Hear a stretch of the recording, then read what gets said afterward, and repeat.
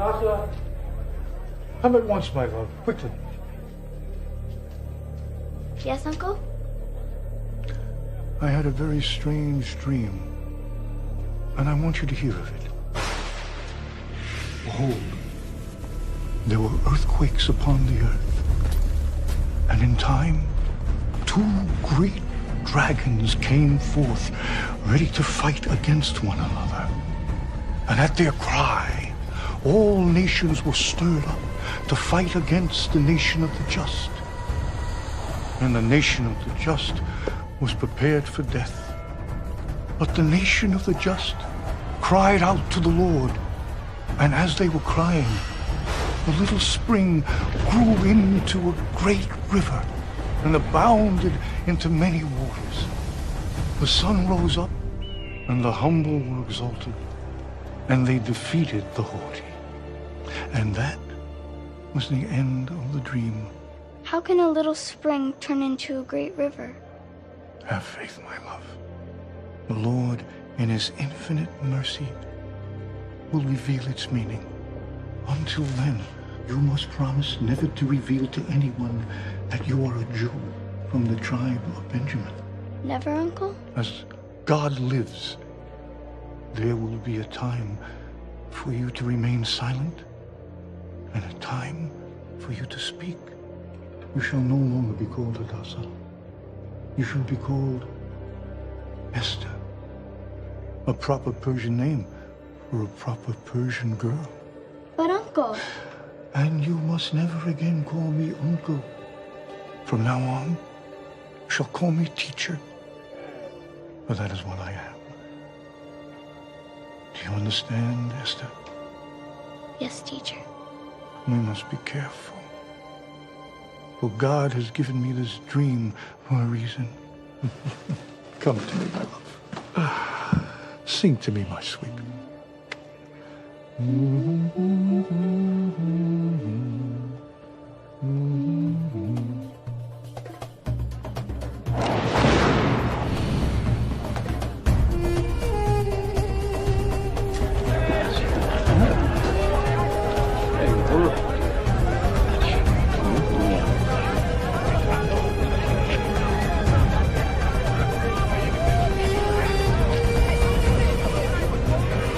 All hail King Xerxes!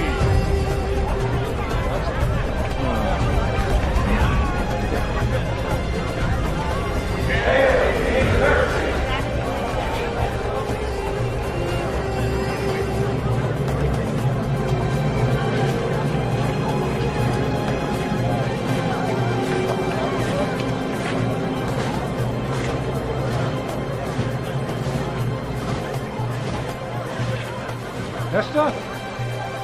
Esther, come quickly. Esther! Yes, teacher. Oh, how do I look? As royal as the king himself. I fear it fits me not at all. I am only a modest man.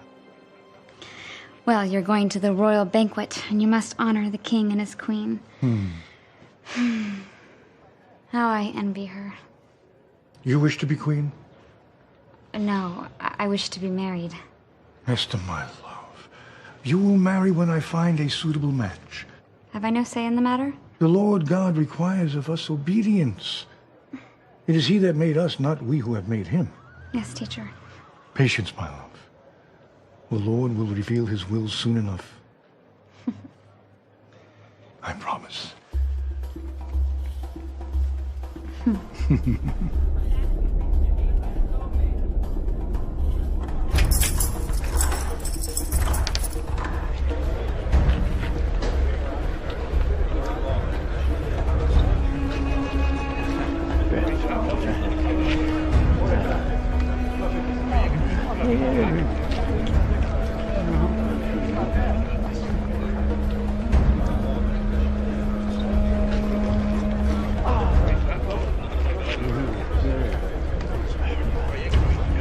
A splendid royal banquet, thoroughly cheapened by the presence of that Jew Mordecai. A bit harsh, don't you think, Lord Haman? It's not in my nature to mince words. Lord Haman. Mordecai. I was not expecting to see you here. Likewise. I was led to believe that only the king's closest advisors would be invited. As was I. But apparently the Majesty decided to invite you as well. The king is a most benevolent man. Yes, most benevolent, I fear. I've had it in my power. I'd crush you under my heel. You and your insidious people. As my God lives, that day will never come.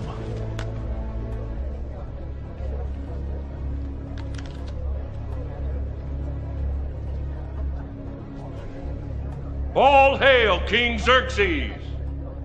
Hail King Xerxes! Nobles, advisors, and all royal servants, I extend to you my warmest welcome.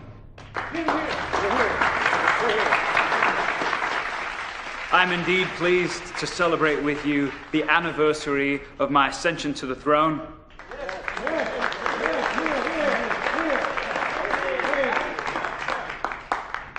Queen Vashti, too, extends her warmest welcome. And where is our Queen Vashti? Does she not find our celebration rich enough? Perhaps she is unwell. Please avail yourselves of the food and wine, eat and drink without limit, for it gives me great pleasure to share this celebration with you. Let the feasting begin. All hail King Xerxes! Hail King Xerxes!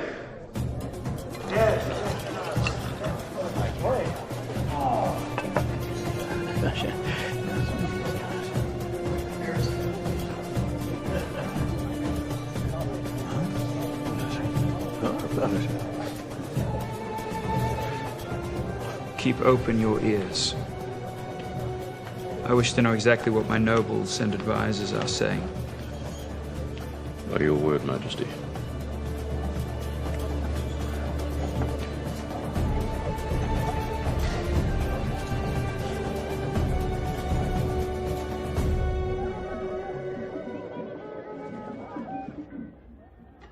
Mordecai has not slept well lately. He speaks of rumors and threats against the king. These palace intrigues are not our concern. You should think of pleasant things. Like marriage? I said pleasant things.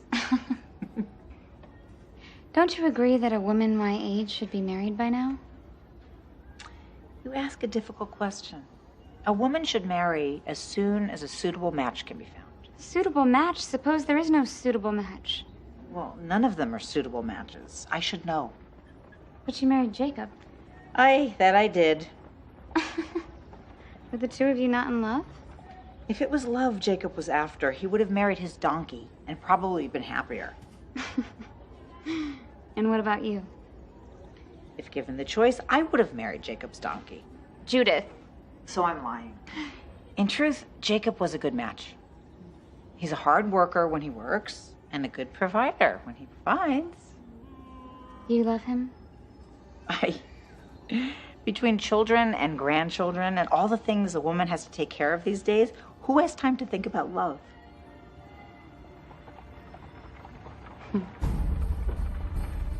A toast to King Xerxes.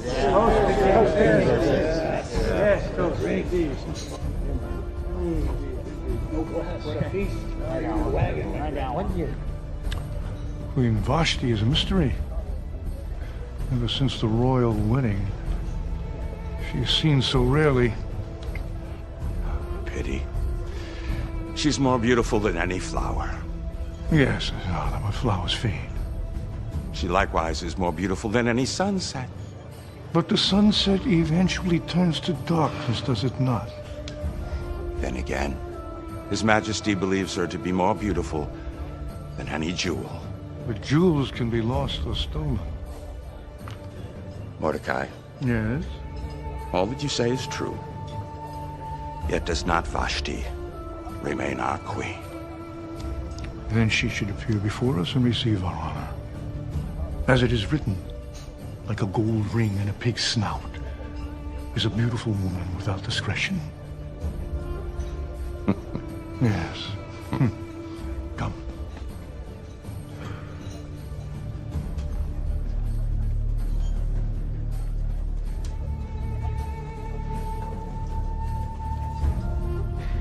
think you of our Queen Vashti? The king has called her the most beautiful woman in the world. Then why does she not appear? Is our queen suddenly found unsuitable? The king chose her, then she is suitable. Even kings have been known to make mistakes.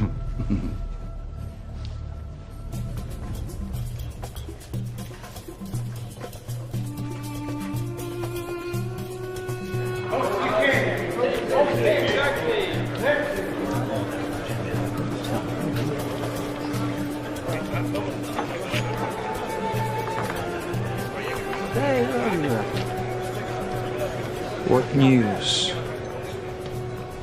Your Majesty's nobles and advisors are anxious to see the Queen.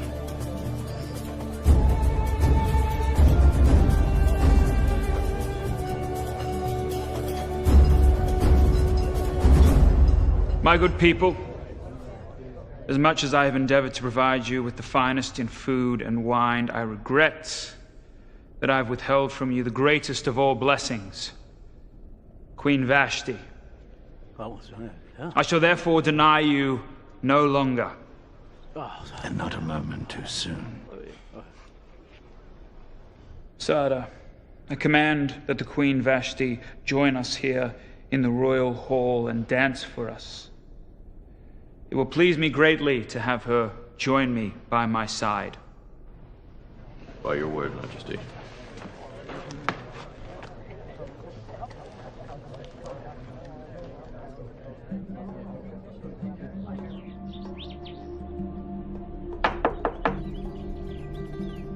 Permission to enter.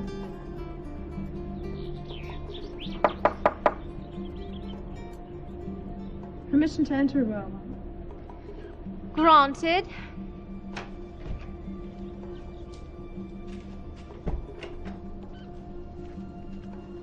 My queen, the women wish to know whether you prefer diamonds or pearls on your headdress. Cannot my husband, the king, afford both diamonds and pearls? Yes, that is so, Royal One. Then I shall have both. Yes, Royal One. It's the least that foolish man can do for me.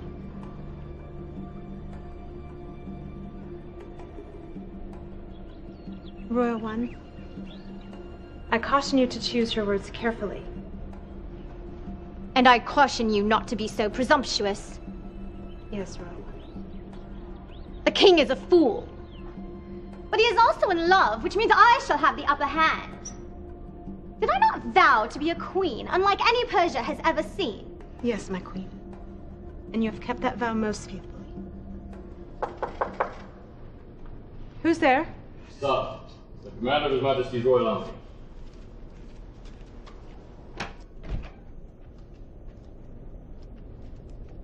I honor you, Queen Vashti. What is the meaning of this intrusion? The king has commanded your presence at once. You are to wear your finest garments and place a jeweled tiara upon your head. In such fashion shall you dance for His Majesty and for his guests. Is that what the king asks? No, Royal One. It is what the king commands. Tell him I'm busy. Royal One, I'm afraid you misunderstand. The king has commanded you to come before him and dance.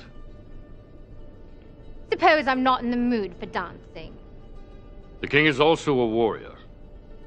When he commands his soldiers, they must obey. Very well. Have him command his army to dance for him. Royal One.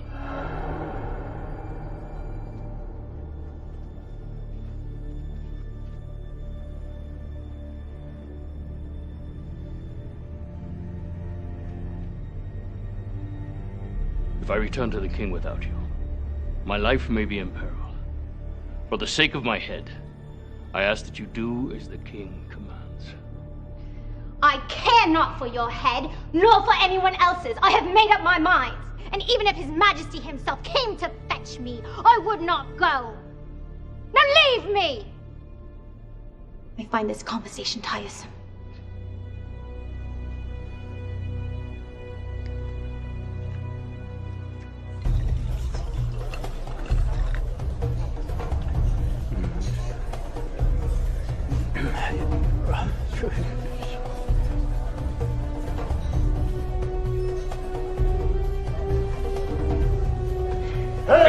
King Xerxes!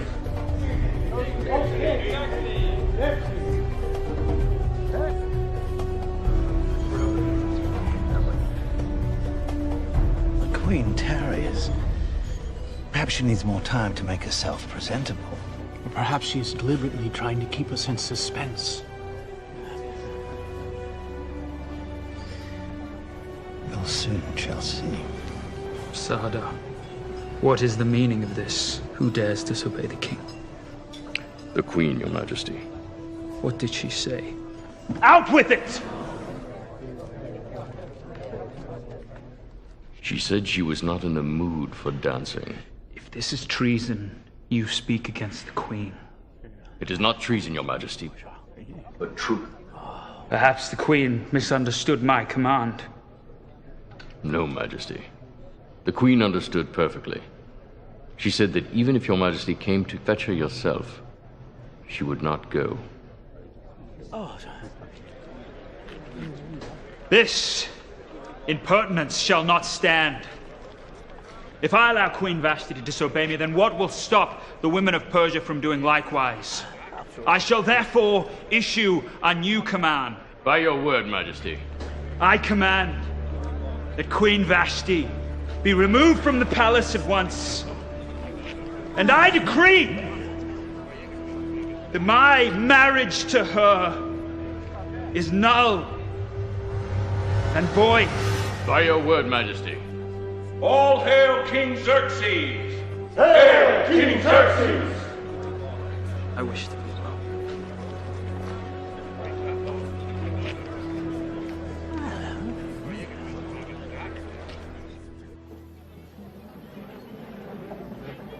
Esther! Esther! I have terrible news. What is it? The king has dissolved his marriage to Queen Vashti. It is said that she wickedly disobeyed a command.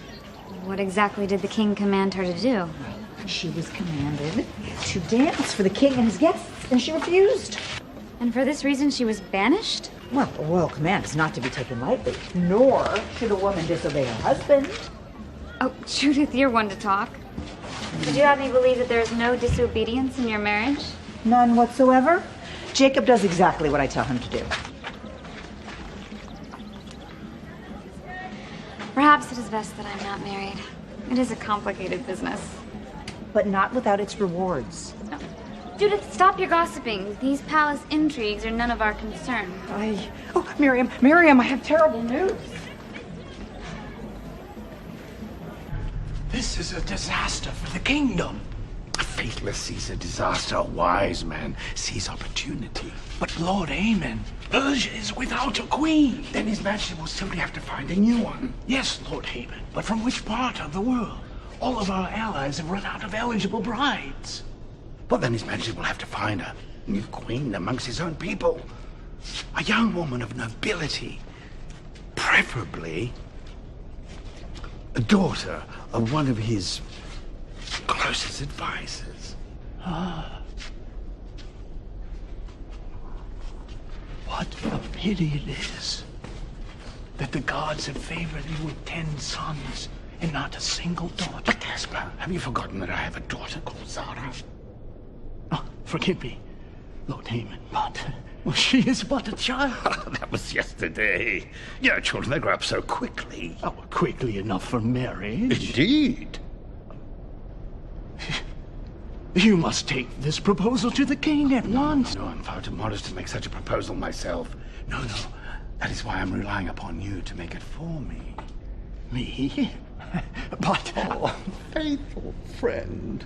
I want the honor to be all yours. But,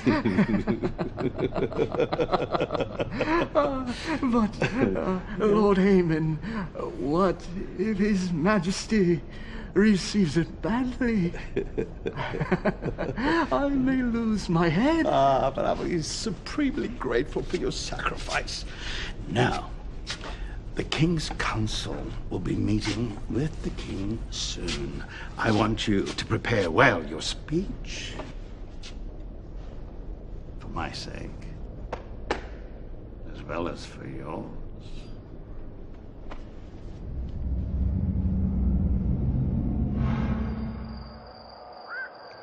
Blessed are you, Lord, our God, King of the universe, who sanctifies us with his commandments and commands us to light the Sabbath candles.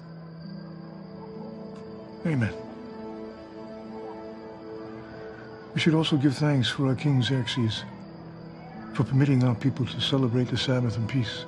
If the king did not permit us to celebrate the Sabbath, we would of course disobey, would we not? Yes, my child, that is true.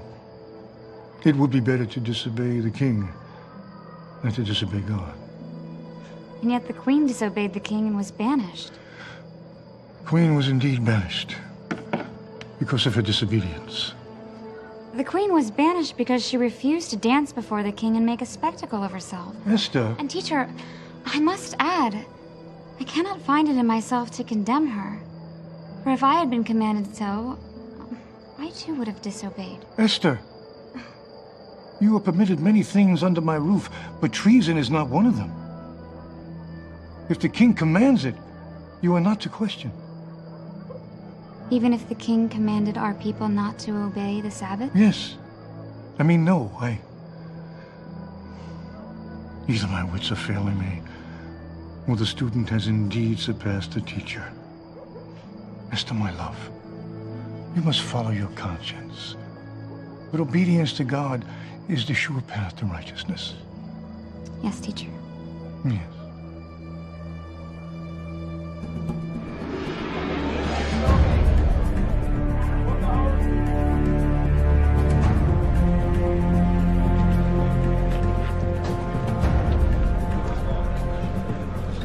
Place my trust in you. I warn you, do not disappoint me. Yes, Lord Haman.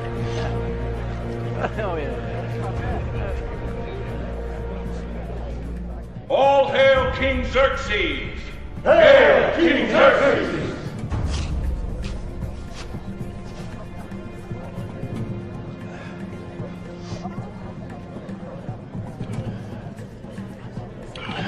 There must be treachery afoot. How so, Mordecai? Haman's lips are moving. Providence has ordained that my head bears the crown. But is it also the design of Providence that I should spend my life in solitude?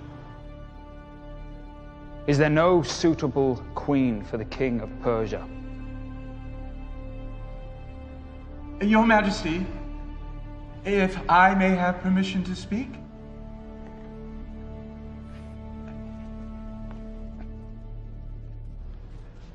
O great king, it is neither the design of Providence nor the will of your people that your Majesty remain unmarried. Where, then, would you have me find a queen? Do you think we've not looked everywhere? His Majesty has looked everywhere except from among his own people. This eunuch speaks truthfully. Is it not customary for the king to marry the daughter of one of his allies? Customary, Majesty, but not required? Again, this eunuch has spoken truthfully. And Majesty, if I may be so bold, may I suggest you look towards your nobles and advisors for such a queen? Gentlemen, what think you of this proposal? Your Majesty, if I may be permitted, Gaspar's suggestion, while it is a worthy one, is not feasible, I fear. For what reason? Your Majesty surely knows that more than half of your consulars are eunuchs. That's a great disadvantage, I'm afraid, when it comes to producing offspring. Your Majesty, my worthy colleague is mistaken. One of your counselors does indeed have a suitable candidate for marriage. Pray tell me, Gaspar, who is this suitable candidate? It is none other than Zara, the daughter of Lord Haman. Lord Haman, does Gaspar speak the truth? He does indeed, Your Majesty. And while I love my daughter more than my own life, it would give me great pleasure to offer her to you as a bride. I also have another candidate, Your Majesty. Mordecai, you have never taken a wife. Whence comes this candidate? Your Majesty speaks the truth. However, it has been my pleasure to be the guardian of a young orphan girl who has grown into an exceptional young woman, as fine a daughter as Persia can produce. Tell me, Mordecai, is she beautiful? As lovely as a morning star, Your Majesty.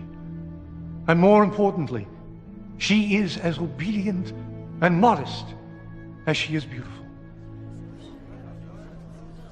Permit me a word, Gracious Majesty. As you wish, Lord Haman. The selection of a bride is no small matter. But I would think you would agree with me that only women of quality should be selected. Did not Gaspar say that my nobles and advisors could select a woman of good standing? Why then do you disagree with your own eunuch? Very well then. Are there any others? I have a candidate, Your Majesty. I also have a candidate, Your Majesty. As well do I, Majesty. I command that the daughters of Persia be brought to the palace at a time of my choosing and presented to me for my royal perusal. In such manner shall I find a new queen. All hail King Xerxes! Hail King Xerxes!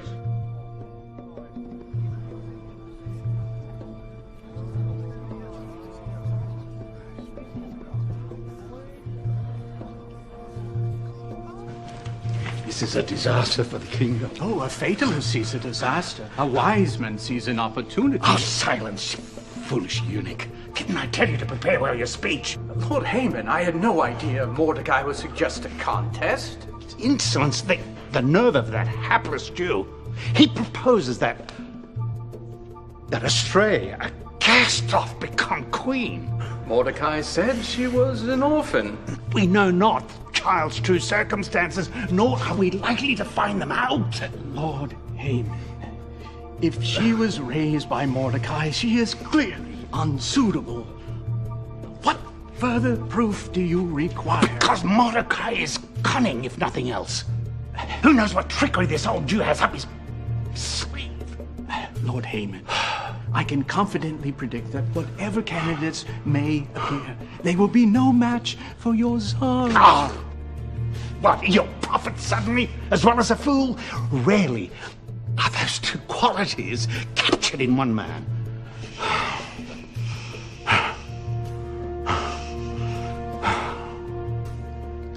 There we go. There we go. Keep your head, Lord Haman. All will be well. All better be well. Because it'll be your head that is lost.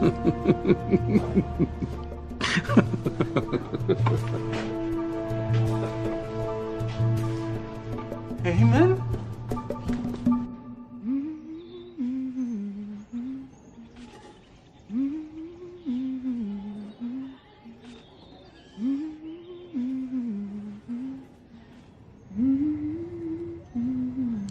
Esther, my love. Oh. Forgive me, teacher. I must remember not to make noise while you are studying.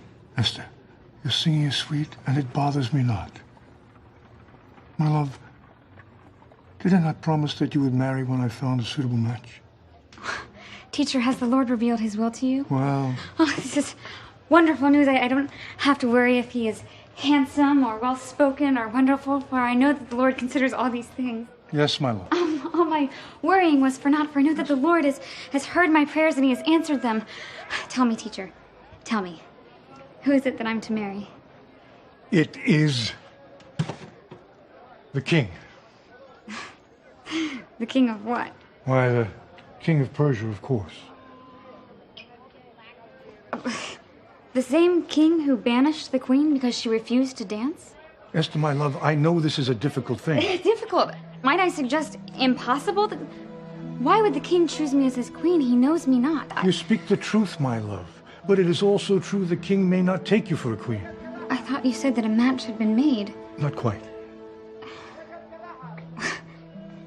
Am I to compete? As in a race? Esther, the competition is fierce. And if you lose, it may mean the death of our people. This is beyond my understanding. My child, listen to me. Lord Haman, the wicked man who hates our people, has proposed his own daughter as a match. If she becomes queen, Haman will be the power behind the throne. Our king is still young and requires sound advice. I worry that Haman's evil will be unrestricted. You must pray, Esther. You must ask God for wisdom and strength. I will need much of both, I fear. Fear not. They are richly blessed who put their trust in God. I will pray, teacher, for both wisdom and for strength. Pray also for me. I have lit a fire that will not be easily put out. Yes, Father Mordecai.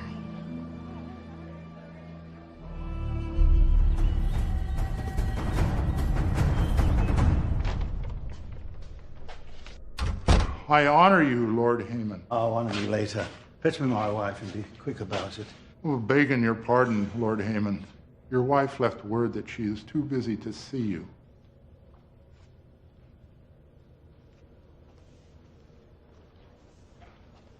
Too busy.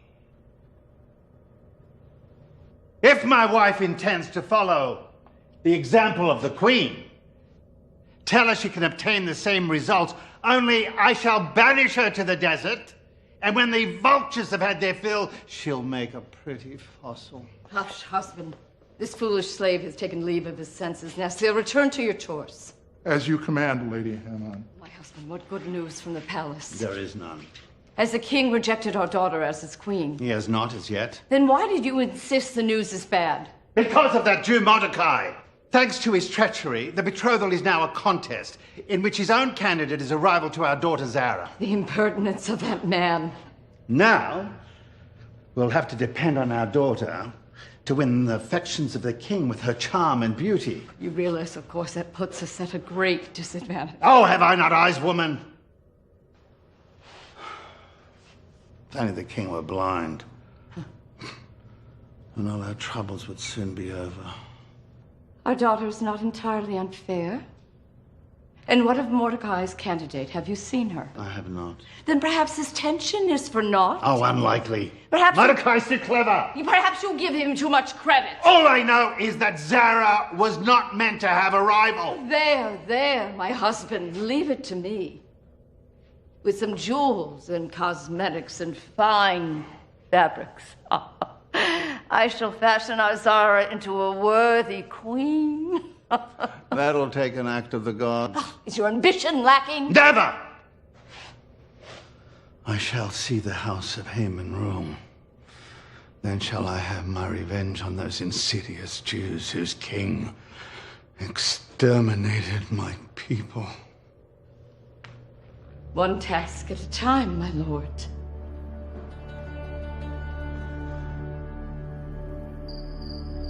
Incline your ear, O Lord, and hear me, for I am poor and needy. You are my God. Save your servant who trusts in you. Oh God, what you ask is a difficult thing, and yet I know that nothing is impossible with you. If you will but call me by name, I will answer and obey. Adasa. Who is there? Who calls me by that name? It is I. Lord.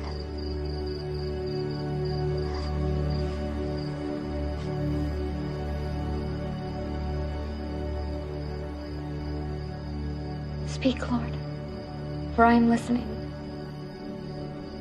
Because I am with you, you shall not be harmed. For I am the Lord, the Holy One of Israel. Yes, God. There will come for you a time to keep silent, and a time for you to speak. For in all things shall I be glorified. My God, speak, and I will obey.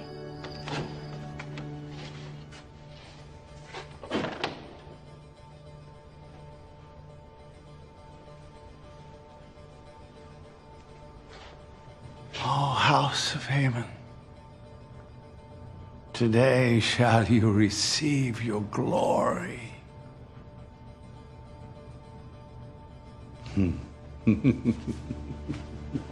Where is my wife? Is it success or failure? Patience, husband. The house of Haman did not become great in one day. No, but it can be ruined one day if my wife and my daughter fail me. We shall not fail. Nasir. Have a look.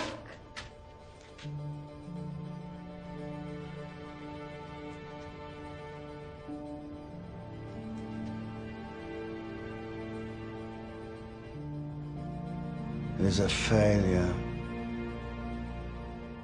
Oh, why have the gods not given me a worthy daughter? She is worthy. I didn't ask for a daughter as handsome as myself. If she had but a fraction of our beauty, all would be well. Hush, husband. You upset the girl. I will add a veil. It will add an air of mystery for the king. Nasir, fetch me my fabrics. If His Majesty is enchanted by a bolt of cloth, then he's a greater fool than he's been given credit for. Hush, husband. We shall not fail. All will be well. Oh, better be well. I tell you this day that either my daughter Zara will be crowned the Queen of Persia, or I will have no daughter at all.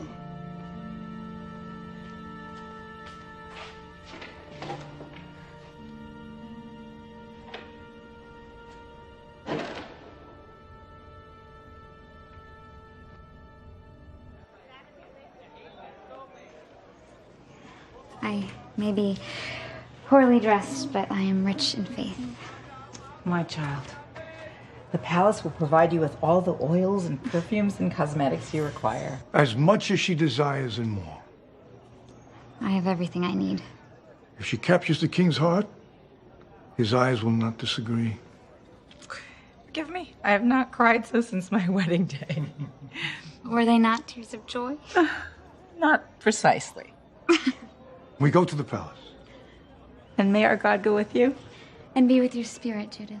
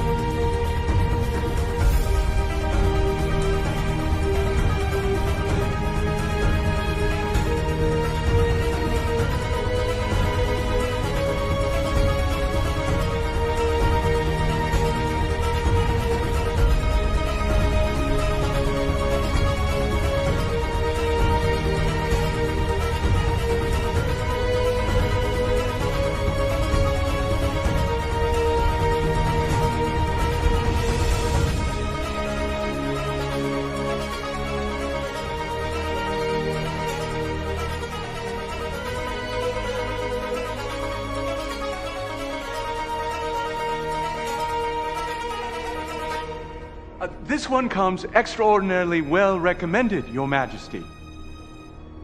If nothing else, she comes extraordinarily well wrapped.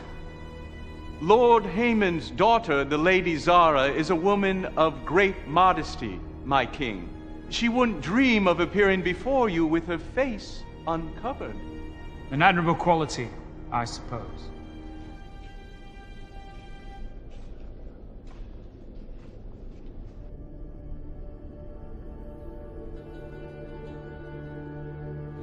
Can it be?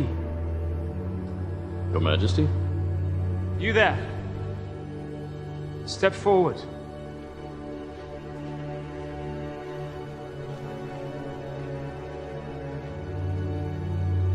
By what name are you called? My name is Esther, Your Majesty. And who speaks for this woman, Esther? I do, Your Majesty. And what say you on her behalf? I can only quote the writings of my people, that a virtuous wife is more precious than rubies.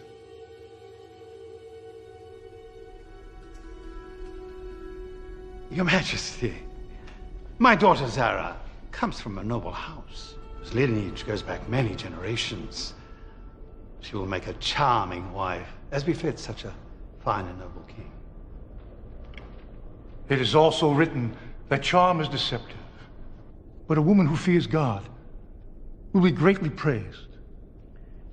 Majesty, the superstitious ramblings of this Jewish malcontent should have no impact on your decision. Lord Haman, has it not always been my pleasure to consider all advice? Indeed, Majesty. Indeed. Sada, escort these two great daughters of Persia to my chamber. I will summon them at my pleasure. By your word, Majesty.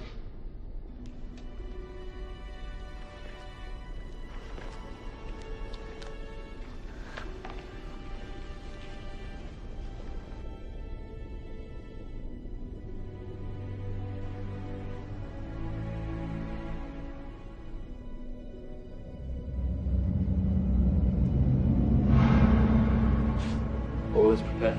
By your word, Majesty. Would not your Majesty be better served by speaking with each woman directly? I shall learn more from this than I could learn from 1,000 private talks. For to my face they will tell me what I wish to hear. But in secret shall I divine the true nature of these women. Yes, my lord.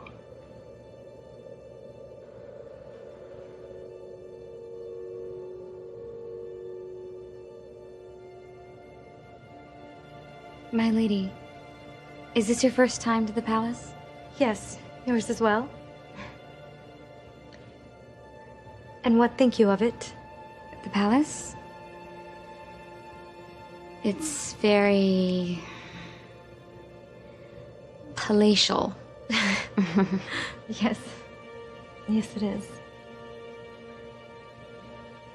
My lady, I suspect you're a woman of great beauty. Why then do you conceal yourself with silk cloths? Alas, I am not a woman of great beauty. This I cannot believe. It is my wicked parents who have hidden my face. They are hoping that the king confuses my disguise for modesty. For if he sees my face, he will be repulsed. This cannot be. May I be allowed to determine this for myself?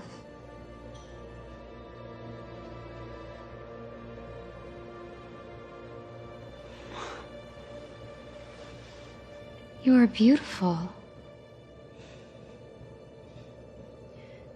You mock me. I do not. Surely anyone with eyes can see you are as lovely as any daughter of Persia. You are the first person to pay me this compliment. Forgive me if I'm suspicious. Can you not see for yourself? I only know that I'm a disappointment to my family. Your own parents do not know what a treasure they possess? If I'm indeed a treasure, it is one they are so desperate to give away. But surely it is because they wish to have a queen as a daughter. It is because my father wishes to control the king. I am only a means to an end. Forgive me for asking, but suppose the king does not choose you. Then I shall pay dearly. I shall be banished and live on the streets. No. If the king does not choose you, you shall not live on the streets. You will live with me in the palace. As your slave? As my lady in waiting. And if there be a more exalted position, it shall be yours. You have my word.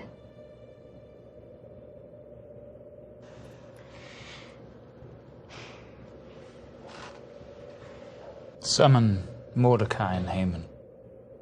I have made my choice. By your word, Majesty.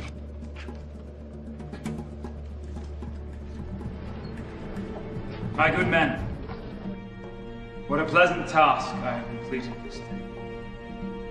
To select a wife from Persia's finest daughters has been most agreeable to me. Though I have chosen quickly, I am certain I have chosen wisely.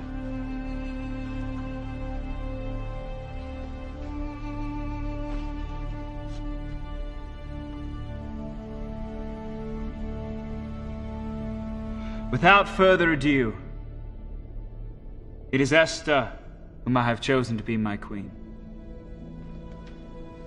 But, Your Majesty, a king that judges quickly judges unwisely. My eyes have seen, and my heart bears witness. This is indeed my queen. It can only be the work of our God. I honor you, my lady, and I only ask that you commit to your promise that I shall be your faithful servant. Consider it done.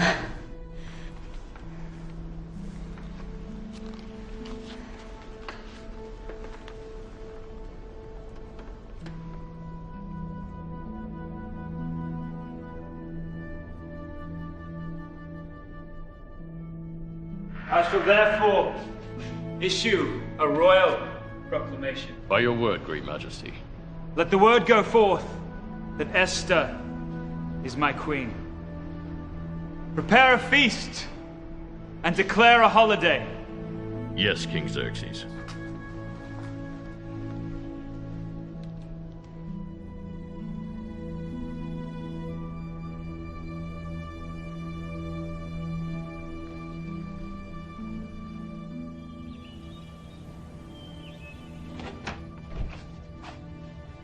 I honor you. Oh, honor me later.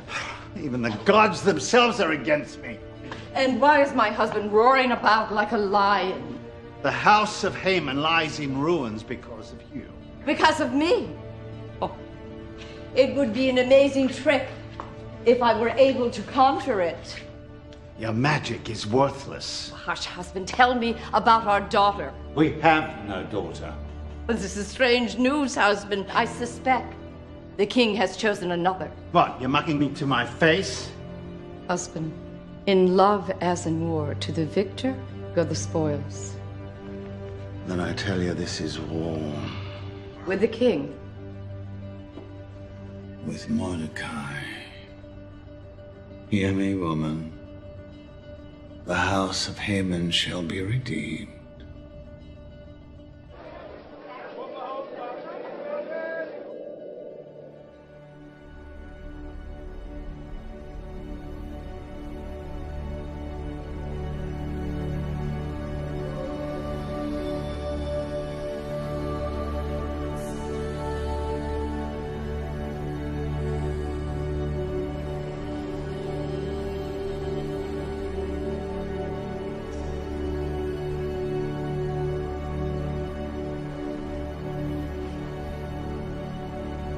Do not fear, Esther.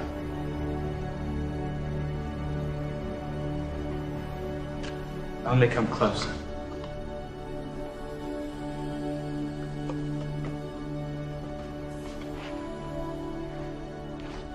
Closer.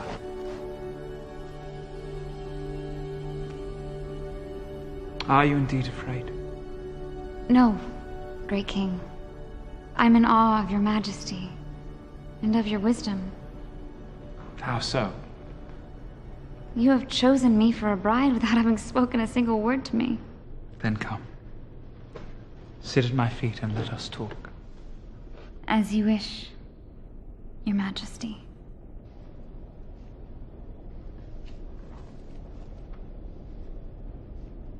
Are you comfortable? I must answer Your Majesty's question with another question. Ask.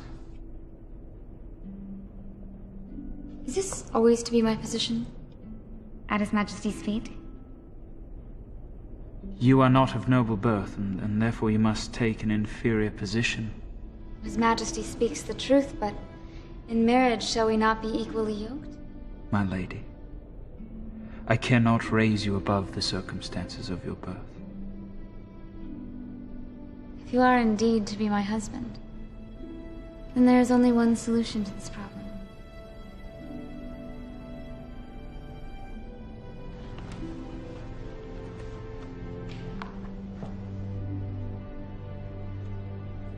This is the solution you had in mind. The very one, my king. You are much more beautiful from this perspective. And His Majesty's face is much more dignified than His Majesty's feet.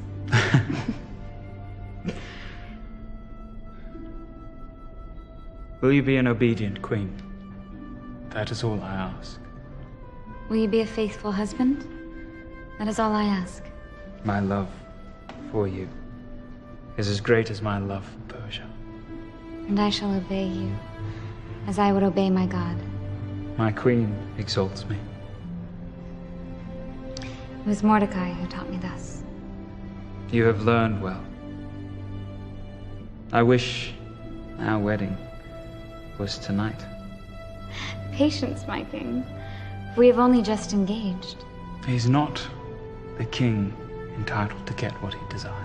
The king desires virtue above all else, and shall therefore be content to wait for his bride. I will wait. But it will bring me no happiness. Happier still will you be when the day of our marriage finally arrives.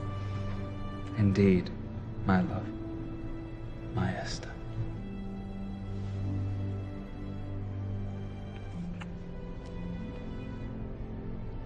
Now you must go, before a modesty takes hold of you. I fear no such thing, for you are a king. But I'm also a man. Now go. As my king commands, I shall obey. Good night, sweet king. Good night, dear Esther.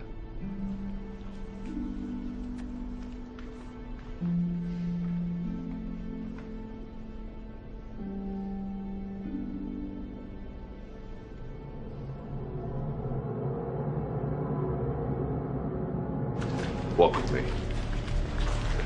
This night hurts time. Yes, my lord. But it is the dawn that heals. The time has come for us to act. Agreed.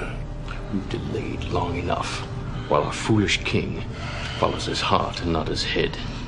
And Persia grows soft as the consequence. Indeed. I tell you, Terrace, when I seize the crown, Persia will again be great. The army stands behind you, my lord. Yes. Their patience shall be rewarded.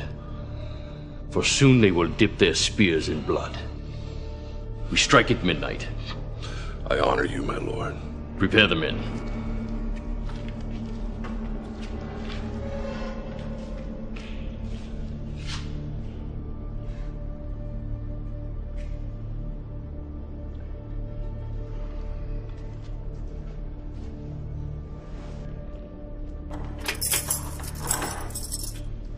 Lord Haman, why trouble me at this hour?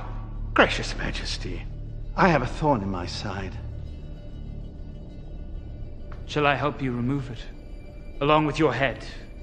Gracious Majesty, have I not been a loyal servant? Your fidelity is unquestionable, Haman. Since you have chosen Mordecai's candidate as your queen, it occurs to me that I'm less esteemed as a result. Your worthiness is not diminished in my eyes. Yes, maybe not in His Majesty's eyes, but in the eyes of my peers. What would you have me do? Oh, Your Majesty, if it not be too great a request, it would please me well if you could make me the King's Prime Minister. Prime Minister? It is simply another title, Lord Haymon. Yes, but one that will require your people to bow before me. Very well, Lord Haymon. Is there no peace for the king? Who calls? Mordecai, Your Majesty. Mordecai, my friend. Enter. 1,000 pardons for the lateness of the hour, Your Majesty. Am I not still awake? Your Majesty, I have a matter of great importance to discuss. Well then, keep us not in suspense, Mordecai. It is a matter that concerns the king. I am now the king's prime minister. What concerns the king concerns me. Merely another title. Yes, but one that requires that you bow before me, Jew. There's not time, Lord Haymon. Great Majesty, moments ago did I hear Sadar, the commander of your army, and Terrace, your bodyguard, plot your assassination. My assassination? Your Majesty, this man has lost his senses. He's accusing His Majesty's two of his most faithful servants. Your Majesty must act at once. The plot commences at midnight. Your Majesty, as your Prime Minister, I advise you to send this man back to his bedroom. Obviously, he has had too much to drink. Overruled! We will investigate these charges, for Mordecai would have no cause to deceive me. Your Majesty. Send for Sada and Terrace. We will find the truth of this matter.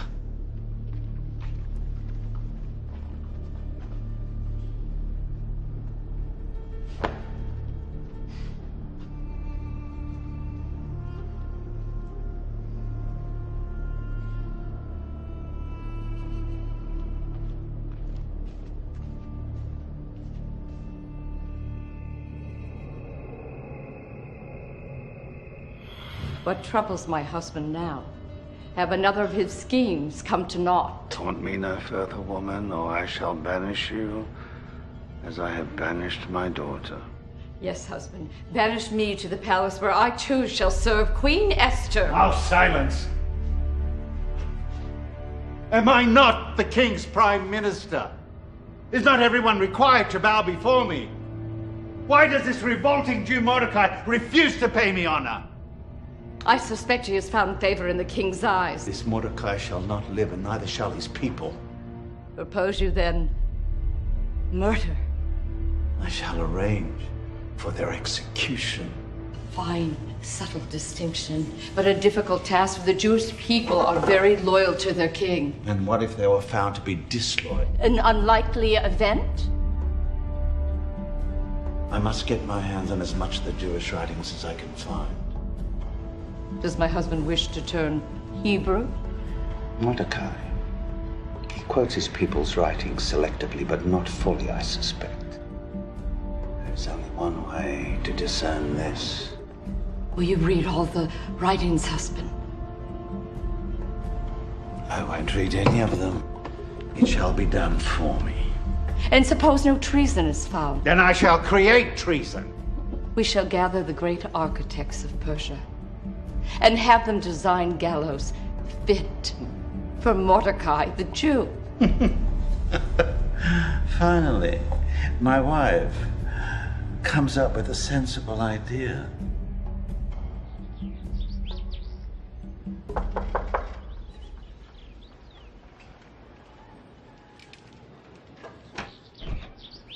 Teacher. My queen. Oh. And my dear sweet Judith. My darling child. I mean, my queen. Oh. And what think you of the palace, Judith? It has so many rooms. A person could get lost. Yes. Who is this lovely young girl? Oh, this is Zara, Lord Haymon's daughter. I honor you, Mordecai. This beautiful woman is Haman's daughter? I confess to the truth of it, but with no gladness of heart. My lovely girl, I fear for your life. Your father is a proud man, easily angered. I have no concern for my life, for Esther has promised to take care of me. Yes.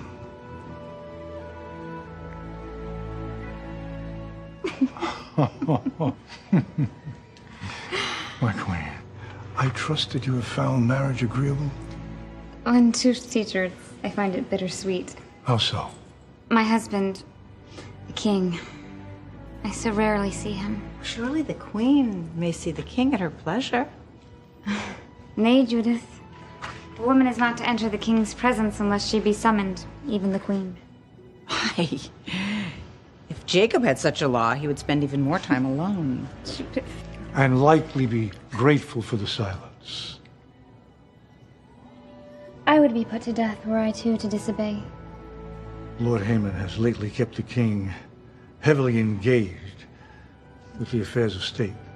I doubt not the king's love for me, but I fear my rival is Persia for the king's affection.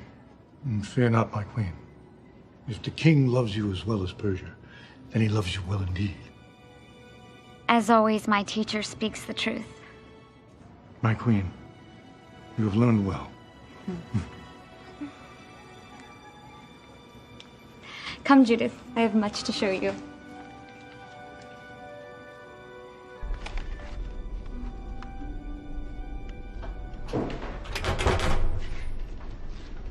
All hail King Xerxes of Persia! Hail King Xerxes! Lord Haman, I should have chosen you for a consort, for I spend more time with you than I spend with the queen. Your Majesty, this is a matter of extreme urgency. For the sake of your neck, Lord Haman, I require that it be a matter of life or death. Your Majesty, this is a matter of treason. Treason? Am I surrounded by nothing but conspirators? If my throne is in peril, Lord Haman, why then are we completely unaware? Because, Your Majesty, that threat comes not from without. That threat comes from within. And only now you bring this to my attention? Your Majesty, there is a group of people in your kingdom who are disloyal. And who are these disloyal people? The Jews, Your Majesty. The Jews? Yes. Their first allegiance is not to you, great king. They support another. Impossible. The evidence lies here before you. Am I Jew, Lord Haman? That I can read such things? Then allow us to translate.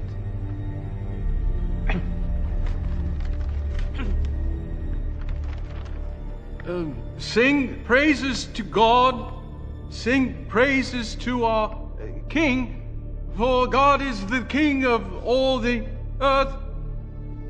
It is God who reigneth over the people, it is God who sitteth upon the throne.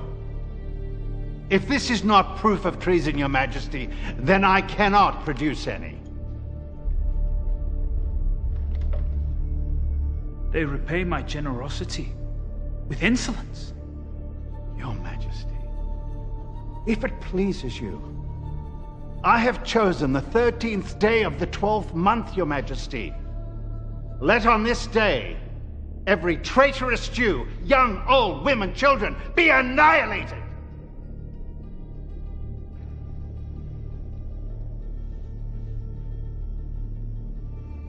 Zada,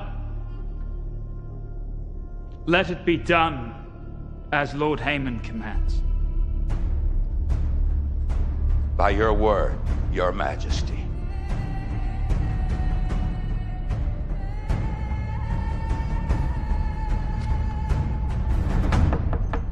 Who calls? The ladies are, Your Majesty. Enter at once. A visitor to see Your Majesty? Enter.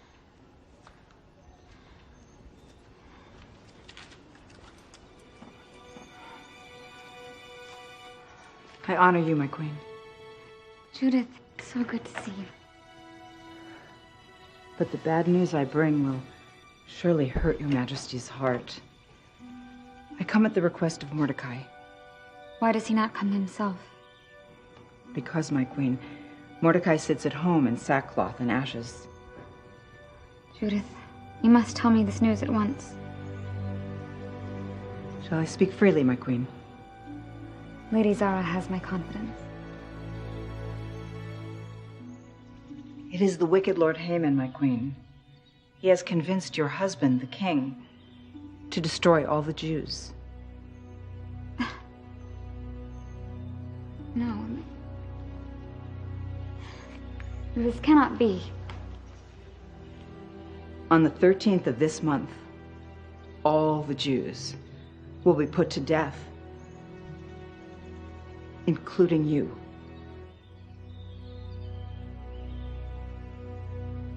I've said too much. Zara, I beg you to keep this a secret. My lady, I would never betray you. My father is an evil man, and I beg you 1,000 pardons. This is no fault of yours, Zara. There's no need for forgiveness.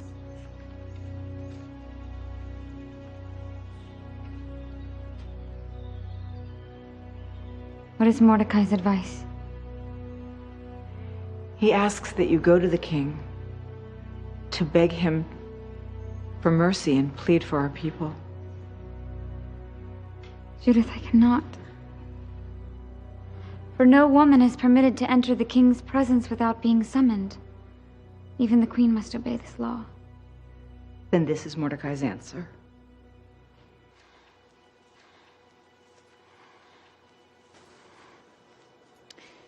There is a time to remain silent, and a time to speak. But if you remain silent now, you and your people will perish. Is it not possible that you have come to your royal position for such a time as this? Judith, for such a time as this.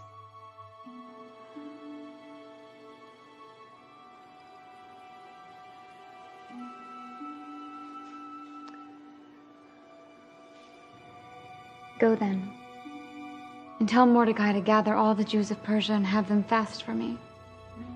I shall not eat or drink for 3 days, day or night, and I shall do the same. And then I will go to the king. And if I perish, I shall perish.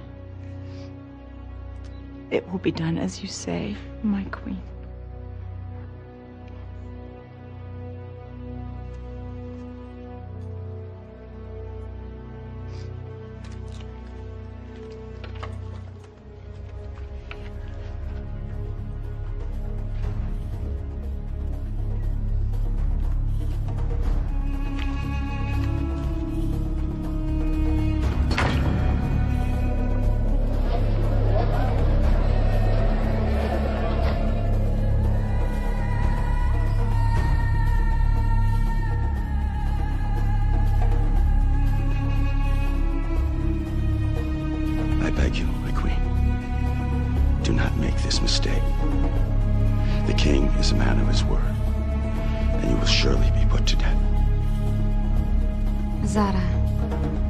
Do not fear.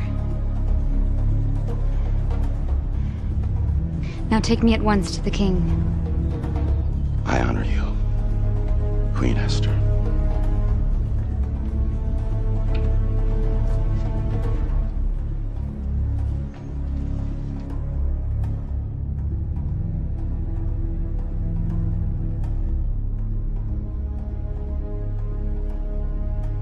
Tell me, Lord Haman, that this concludes our business for the day.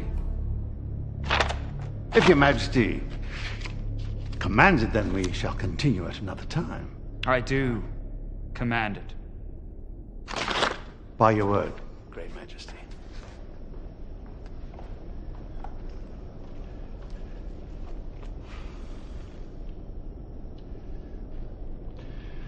I honor you, King Xerxes. What is the meaning of this intrusion? Lord Haman, the Queen is here to see you, Your Majesty. Summon you the Queen, great king? I did not.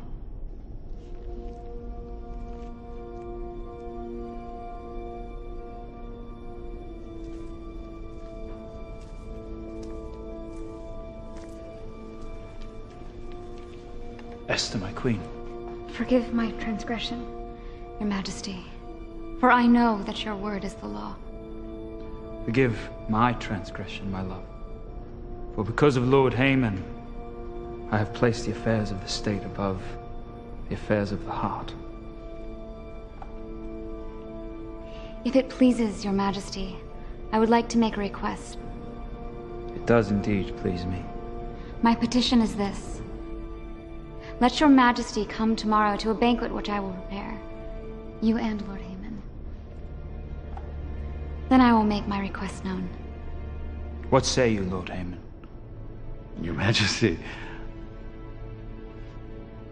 I wouldn't dream of declining such a gracious invitation.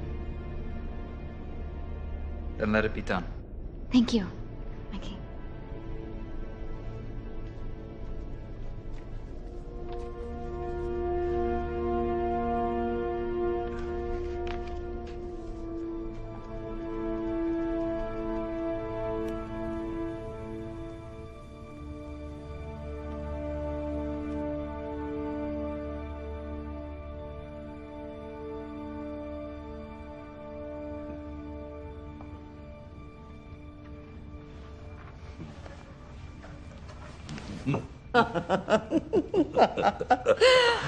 Does my wife adore her husband? Your persistence exceeds her cruelty, a quality much to be admired. Do we not have everything? A great name. And vast wealth. And revenge.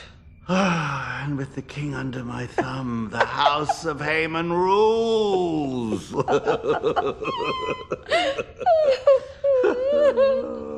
Oh, I forgot to mention, my dear beautiful wife, that I am the only person the queen has invited to the royal banquet for the king. Queen Esther? What a bizarre invitation. Surely she knows what will become of her benefactor Mordecai. Mention not that name. His demise will be soon enough. It is the queen who arouses my suspicion. Harbor no such thoughts, dear wife. It is the king who controls the queen, but it is I who control the king.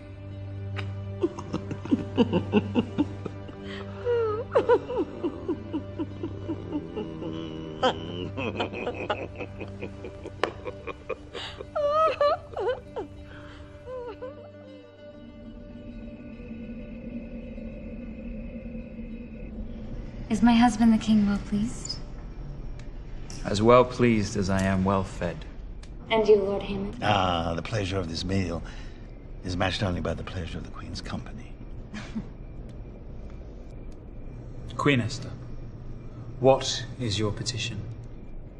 Ask and it shall be granted. Whatever you request, even up to half my kingdom, I will give it to you. If it pleases Your Majesty, grant me my life and spare my people, for this is my request. Esther, my love, you make a strange petition. Who has threatened your life? A great enemy, Your Majesty. Lord Haman. Lord Haman? Would you molest a queen in her own home? Your Majesty, the queen is surely mistaken. I would never lay a hand on her. Lord Haman speaks falsely, Your Majesty, for he has ordered the destruction of my people and me. If he had merely made us slaves, I would have remained silent, for there would be no need to disturb the king. Lord Haman, have you an answer to this accusation? Your Majesty, I know not of what this queen speaks of. Lord Haman knows full well, Your Majesty, for did he not cause you to order the destruction of the Jews? The Jews? Oh, they are a treacherous people, my queen. Lord Haman has shown me the evidence. Has he indeed? Your Majesty, may I ask, what has this matter got to do with the other? Only that the Jews are my people. If they be found traitors, let me be guilty as well. This cannot be.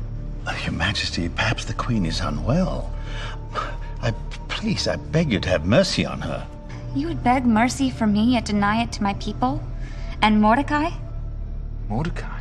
Yes, Your Majesty, Mordecai, your faithful servant. Is he a traitor?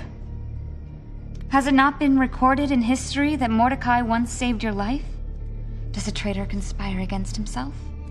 Great Majesty. Were not for Mordecai, Esther would not be my queen. Well, yes, that is indeed true. I have made a terrible mistake. One that is easily rectified, Your Majesty. You will simply have to find yourself another queen. I have condemned a man to death without first giving him the opportunity to defend himself, he and his people. Zada. Yes, my king. Send for Mordecai at once and summon my counselors.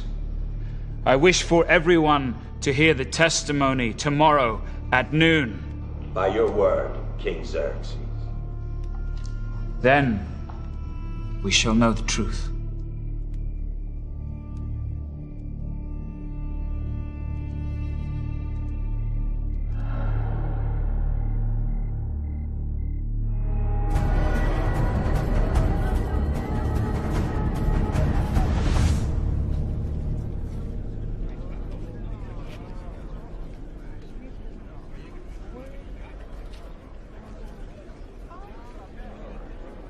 All hail King Xerxes of Persia!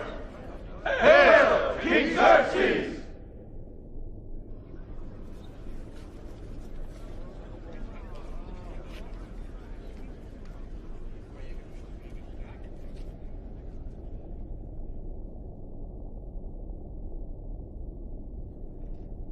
Men of Persia,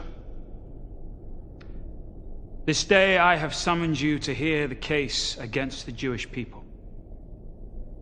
I was persuaded of their guilt and sentenced them to a violent death. All the Jews,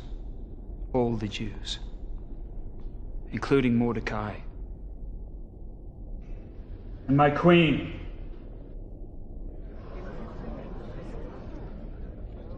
But as Lord Haman once pronounced, the king who judges quickly judges not wisely, and in this event he is correct.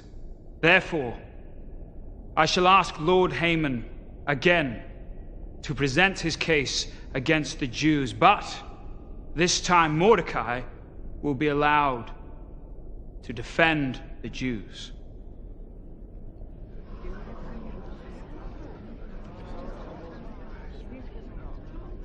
Lord Haman. Your Majesty, as I believe I have so eloquently proven, that the Jews are a traitorous people who honor their God and despise their king. No. And as their writings also affirm, it is their God who rules them, and it is their God who sits upon the throne.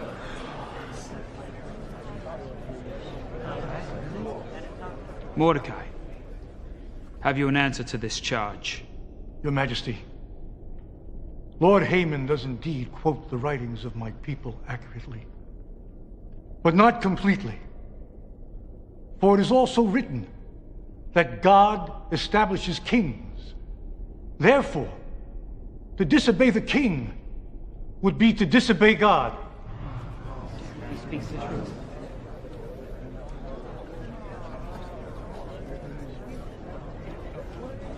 Mordecai, I must ask you in truth, if you are and always have been an obedient servant to me. Your Majesty knows well the answer to that question. For I have served you faithfully and obediently all these years, and indeed your father before you. Of this, Mordecai, I am certain. But I must also ask you, are you also an obedient servant of your God? Your Majesty also knows well that as a Jew from the tribe of Benjamin, I am an obedient servant to my God. That was quite elegant, Mordecai. If not a bit deceptive. But answer me this, Mordecai. What if there was a contradiction What if His Majesty commanded one thing and your God commanded another? Who then, Mordecai, would you obey? Mordecai. For many years, I have lived in peace and prospered in the service of your majesty. But before your majesty came to be, my people worshiped the God of Israel, a living God who brought my people out of Egypt and delivered them from slavery. To your majesty, I owe my living, but to my God, I owe my life. Traitor! Traitor!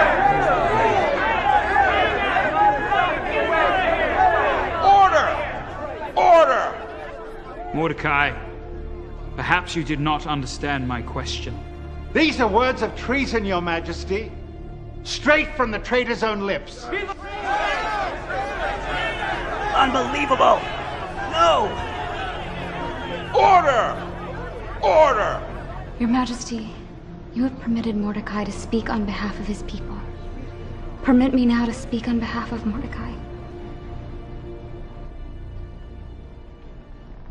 As you wish, Esther. Your Majesty, have you not always granted the Jewish people the freedom to worship their God in peace? My love, it has indeed been my pleasure. But it was also the will of the late king, my father.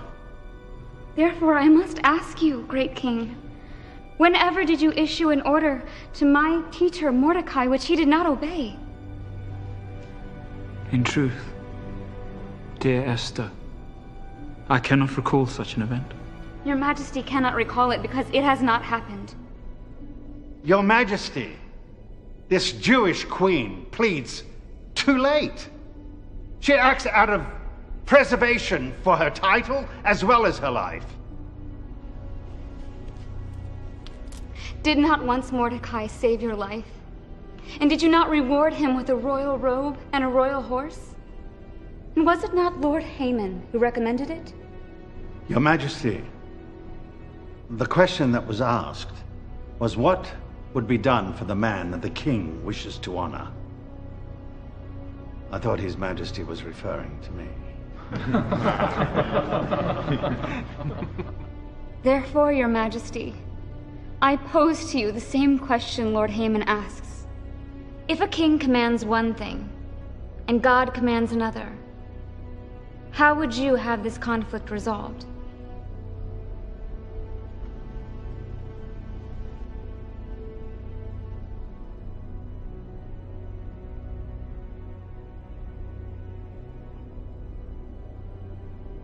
I would have a man follow his own conscience. For even kings have been known to make mistakes.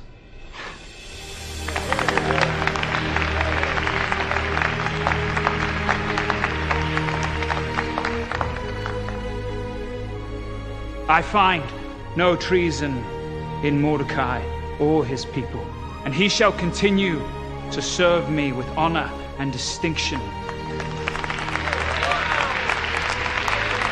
And his people shall live.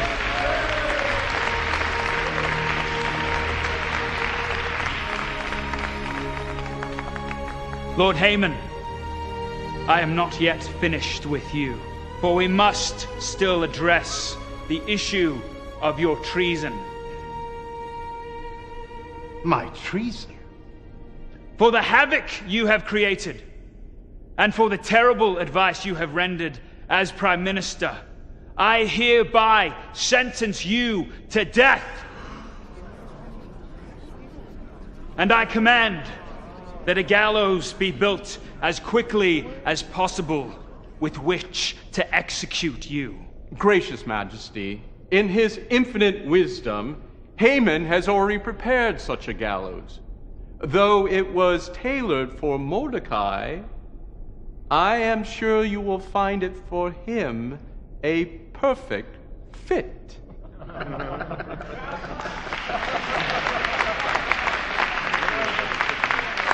I am repaid with my own coin. To the gallows at once, Azada. I honor you, King Xerxes. Remove at once Haman's royal robe and place it upon Mordecai, for it is Mordecai who will now be my prime minister.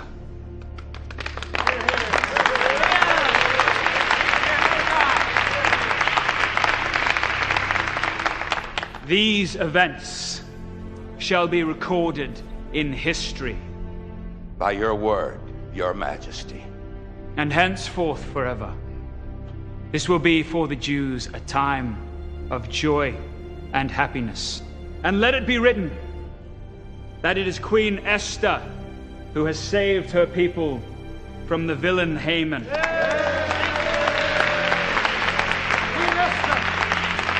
Azada, take this man away. It shall be done, as you say. Mordecai, now that you are second in rank to the king, command a banquet to be held, with much food and wine. Your Majesty. For I would command it myself, but I wish to be alone with my queen.